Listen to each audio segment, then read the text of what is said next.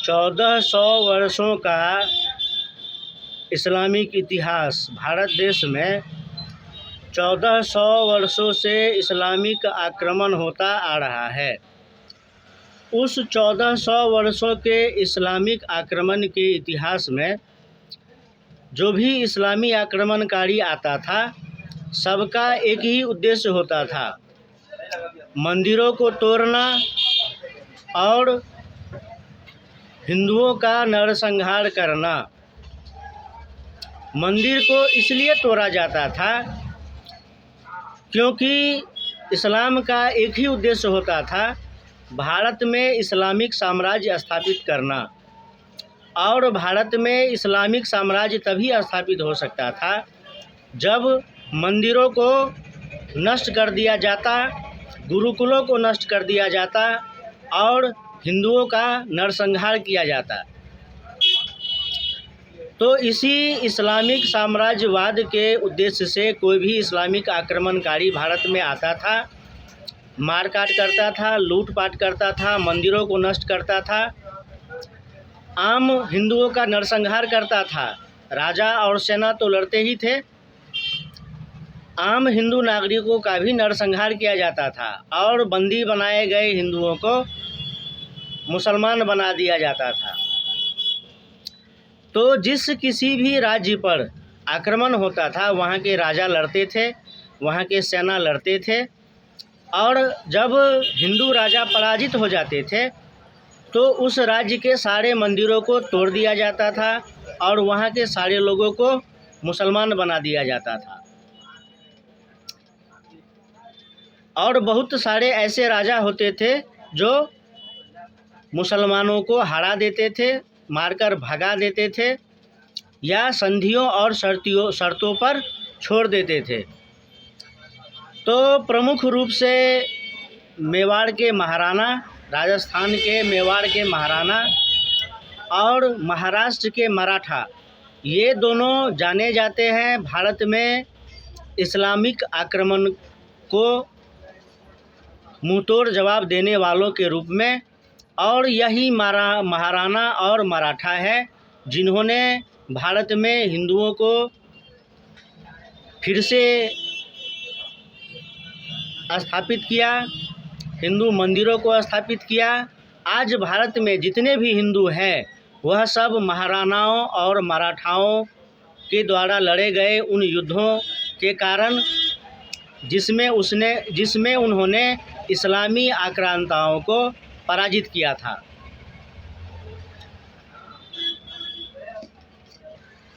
1947 में देश का विभाजन भी उसी आधार पर हुआ था कि मुसलमान हिंदुओं के साथ नहीं रह सकता है, उसे अपना अलग देश चाहिए। तो कांग्रेस ने समझौता करके बंगाल और पंजाब का विभाजन करके पाकिस्तान का निर्माण किया था, जिसमें मुस्लिम लीग का नेता मोहम्मद अली जिन्ना और कांग्रेस का नेता जवाहरलाल नेहरू और महात्मा गांधी। तो कांग्रेस के नरम दल के नेताओं के द्वारा और मुस्लिम नेताओं के द्वारा पाकिस्तान और बांग्लादेश का, यानी कि पाकिस्तान का निर्माण किया था। और बाद में यह पाकिस्तान दो हिस्सों में बंटकर बांग्लादेश बना और पाकिस्तान बना। 1947 के बाद भी देश में तुष्टीकरण की राजनीति के कारण और वैसे भी जो इस्लाम का मूल विचारधारा है, जो मूल इस्लामिक है, जिहाद और आतंकवाद, काफिरों मुशरिकों का कत्ल करना, इस आधार पर आज़ादी के बाद भी बहुत सारे दंगे हुए हैं। यानी कि 1400 वर्षों से जो इस्लामिक आक्रमण का इतिहास है, जो उसका पैटर्न है, जो उसका तरीका है, मंदिरों को नष्ट करना, हिंदुओं को मारना, इस्लामिक साम्राज्य स्थापित करना, वही सब चीज़ें आज़ादी के बाद 1947 के बाद भी अनवरत जारी है। पैटर्न बदला है, नियम बदला है, तरीका बदला है। क्योंकि पहले राजा रजवाड़ा लड़ते थे, एक हिंदू राजा के साथ लड़ाई होता था इस्लामियों का, तो दूसरे हिंदू राजा साथ नहीं देते थे। लेकिन जब 1947 में देश आज़ाद हुआ तो 550 रियासतों को एक करके एक संगठित राष्ट्र का निर्माण किया गया। राष्ट्र पहले भी था, देश पहले भी था, भारत पहले भी था, लेकिन एकीकृत शासन व्यवस्था नहीं था। छोटे छोटे राज्यों में राजा रजवाड़ा राजी करते थे, लेकिन हिंदुत्व और हिंदुओं का फैलाव पूरे भारत में था। Tibet, Bhutan, Nepal, Myanmar, Thailand, Malaysia, जो अभी अफ़गानिस्तान है, जो अभी बांग्लादेश है, जो अभी पाकिस्तान है, हर जगह हिंदू थे। हर जगह हिंदुओं का साम्राज्य था। मंदिर हर जगह था, देवालय शिवालय हर जगह होते थे, गुरुकुल हर जगह होते थे। लेकिन इस्लामिक आक्रमणकारियों ने अफ़गानिस्तान से हिंदुओं को समाप्त कर दिया, बांग्लादेश पाकिस्तान से हिंदुओं को समाप्त कर दिया। आज़ादी के बाद से भी अभी आप देखिए भारत देश में हिंदू घट रहे हैं और मुसलमानों की जनसंख्या दुगनी तिगुनी गति से बढ़ रही है। अन्य मत पंथ भी बढ़ रहे हैं और हिंदू घट रहे हैं। तो यह हिंदुओं के सहिष्णुता के कारण ही संभव हुआ है। हालांकि भारत सरकार, भारत की सेना आतंकवादियों, जिहादियों को भी मुंहतोड़ जवाब देती है, लेकिन वह इस्लामिक साम्राज्यवादी विचारधारा आज भी भारत में हावी है। भारत में ही और भारत के बाहर से भी इस्लामिक साम्राज्यवादी विचारधारा भारत पर इस्लामिक आतंकवाद और जिहाद के रूप में हमला करता रहता है।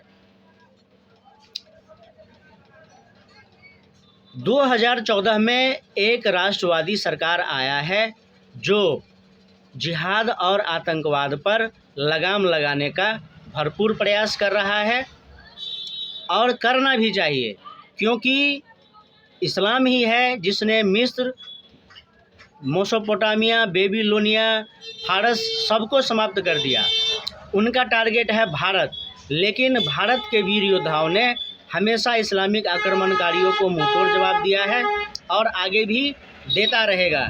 यह हिंदुओं की सहिष्णुता है कि इस्लाम भारत में इतना सब करने के बावजूद भी, इतना नरसंहार करने के बाद, इतना मारकाट, लूटपाट, हत्या, बलात्कार करने के बाद भी इस्लाम भारत में बढ़ा है और बढ़ रहा है। लेकिन सहिष्णुता वहीं तक उचित है, दया क्षमा करना वहीं तक उचित है जब तक कि अपने प्राणों पर विपत्ति ना आ जाए। यह इस्लाम का इतिहास है कि वह जहाँ भी 30 से 35% में आ जाता है, वहाँ मारकाट शुरू होता है, जिहाद शुरू होता है और फिर वहाँ इस्लामिक राष्ट्र की स्थापना की जाती है।